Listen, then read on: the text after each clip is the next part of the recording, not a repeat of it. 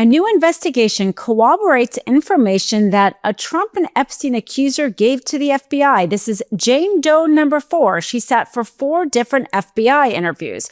The interviews were initially withheld by the DOJ, and some but not all of the pages have since been released. My name is Dina Doll with the MeidasTouch Network. Let's get into this. Now, this Jane Doe number 4, if you remember, has also been at issue whether or not the Epstein estate paid her a settlement. The Epstein accountant went in front of the House Oversight Committee not that long ago and said that they did pay her a settlement, and then afterwards retracted it, and then again seemed to change the story, so much so that Democrats sent a letter publicly saying that we need to get the story straight. Did the Epstein estate pay Jane Doe number 4 or not? The reason, of course, is because she's not also an Epstein accuser, but she's accusing Trump as well. Now, she's also accused Jimmy Atkins, and this investigation centers on him. The South Carolina newspaper Post and Chronicle, as well as the independent reporter Ellie Leonard, scoured records, public records, to see if they could confirm or deny the details she said about Jimmy Atkins. And it turns out quite a bit of the information she gave was true. Now, Jimmy Atkins has since passed away. He was involved in colleges, for-profit colleges, such as cosmetology colleges in Ohio. This Jane Doe number 4 was from Hilton Head, South Carolina, and she says that's where the abuse happened. Well, it turns out Jimmy Atkins has also purchased property in Hilton Head. Now, she said this all happened in the 80s. We're talking about the earlier stages of Epstein's known abuse and trafficking from the 1980s, about 1984. She said that the sexual abuse was between the ages of 13 and 15. Specifically, she says about Epstein, she says that he asked her to babysit, and then he went on to sexually abuse her 20 times, as well as drug her and torture her, and at least one other time had another man participate. Well, evidently, what she told the FBI also was that she discovered nude photographs of her in Epstein's drawer. She then told her mother, and according to her, Jimmy Atkins then helped Epstein extort the mother, say that they had to pay them in order to get the photos back. This is what Jane Doe number 4 is saying to the FBI. Well, the mother ended up going to prison for embezzlement charges, embezzling from her real estate company. And the person who turned her in was Jimmy Atkins. And he was investigated, but not held, he wasn't charged or anything like that, but he had that connection. So she told the FBI that, and the Post and the Chronicle looked at the records and found that, yes, he was involved in the case. He also was a dean, a for-money guy. She said that he was some sort of dean at a school in Ohio, and that checked out as well, as according to the records. Jane Doe number 4 was right about his age, his physical appearance. All these details she gave to the FBI. Now, the reason, of course, why this is so important, let's just put it out there first of all. The White House has vigorously denied Trump any involvement on this. They disparage her instead and say this is all nonsense. So this is, of course, alleged. Everything she told to the FBI is alleged. And the reason why the Post and the Chronicle, and why we're talking about it here, is because in order for I've done true crime legal analysis for years. And at the end of the day, it's often very hard to find direct evidence of whether or not somebody committed a crime. You also often find a pattern. And by showing that somebody committed that same crime in a similar way multiple times, you help prove that they did it in this one particular time. That's a pattern of evidence that gets introduced at trial. Also, whether or not a witness is seen credible or not, the more you can discredit what they say, the less influence their testimony has on a jury. And the opposite is true, of course, as well. The more that you can prove what a witness has said is true, the more credibility they have. And this is why this independent corroboration is so important because it turned out a lot of the information she said about Jimmy Atkins, who she claimed also sexually abused her, turned out to be accurate. Now, back to what she said about Trump.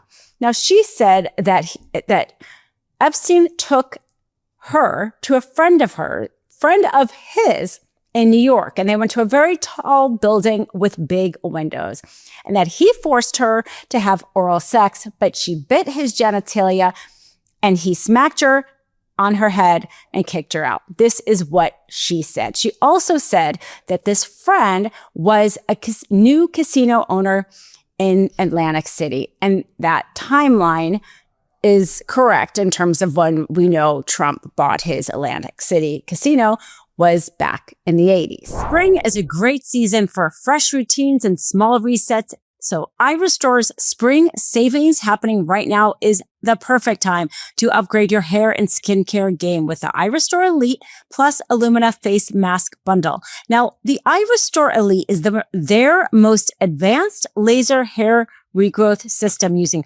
300 lasers and 200 LEDs to help regrow thicker, healthier hair in as little as 3 months. And their Illumina face mask contains 3 different wavelengths for all of your skincare concerns. The red light and infrared light wavelength helps with anti-aging, increased collagen production, hyperpigmentation, and improved blood flow to the skin. And the blue light helps reduce blemishes, clear acne, prevent breakouts, and shrink pores. And it's one of the first masks on the market that allows you to use all 3 modes at the same time. Both of their products are so easy to use. You just plug it in, sit on the couch, press play, and you feel like you are doing something healthy and easy for your hair and for your skin. So right now, iRestore is having their spring savings sale with some big discounts.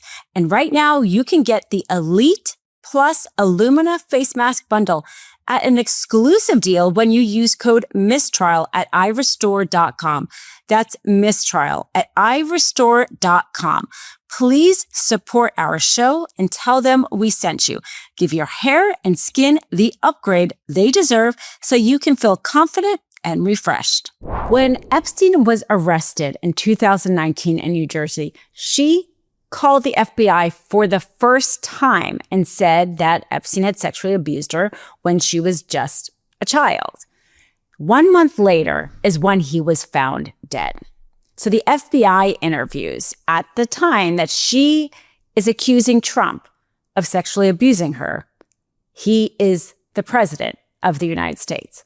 Then these FBI interviews, apparently, nothing happens to them until the House Oversight Committee, or really until Ro Khanna and Thomas Massie forced the release of these files. And then independent reporters were able to figure out there were some missing files, and it turns out it had to do with Trump. And then this question of whether or not there was a settlement. The reason, of course, why it is so important whether or not there was a settlement is it is true. Lots of people settle cases, even if they don't find themselves guilty or not. But when you start tacking pieces of evidence together, that is how somebody builds a case. Is what was the settlement for? What was the agreement about? And why you paid the money and for who? Was it for Epstein? Was it for Trump? Was it for this Jimmy Atkins or who else? This is what they're trying to get to the bottom of it.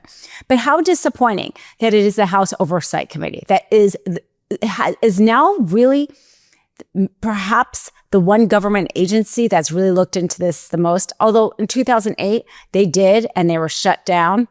But this is the kind of investigation that really Merrick Garland should have been doing. If these FBI interviews existed in 2019, for too many years, these files sat dormant, even with the Ghislaine Maxwell. Why did it take a congressional committee to be looking into this? I mean, that in itself is a failure of justice and accountability for these victims. These victims, she thought she was going to go babysit, regardless of who the person is, although it turns out he's, these people that she's accusing of obviously have a lot of power. The fact of this happening at all. And it taking a committee and not the DOJ and not the FBI to try to get to the bottom of this. And incidentally, as we know, Pam Bondi was just fired. Pam Bondi, who still it hasn't released all of the files. She, as we know, went in front of the House Oversight Committee and didn't say anything, did her usual blustering that she had in front of the public hearing that we all heard where she referred to her, the 50,000 Dow. But she was going back. She had a subpoena to go back and to testify under oath. And conveniently, now she's not Attorney General anymore. Now, will they still have her come? Will she be able to say she doesn't know anything now? She can't direct anything now? Is she going to be able to say the truth about whether or not Trump directed her to do something? I mean, now her law license is in jeopardy. Will she take the fifth?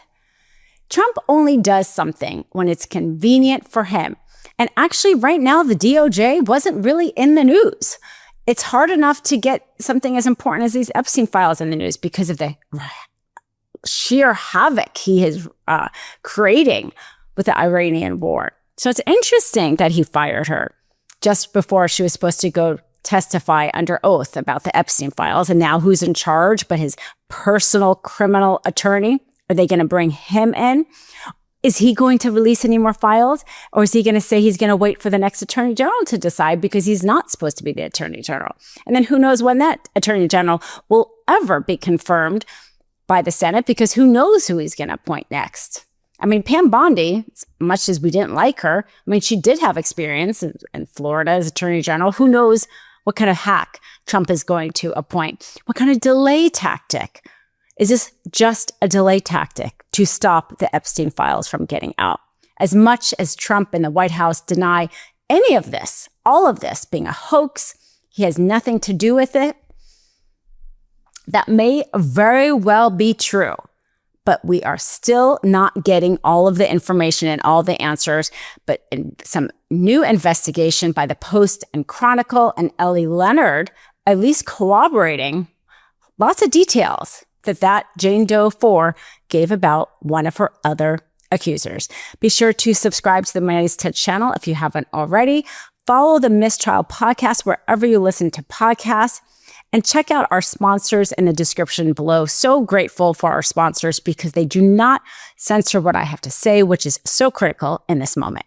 Love this video? Support independent media and unlock exclusive content, ad-free videos, and custom emojis by becoming a paid member of our YouTube channel today.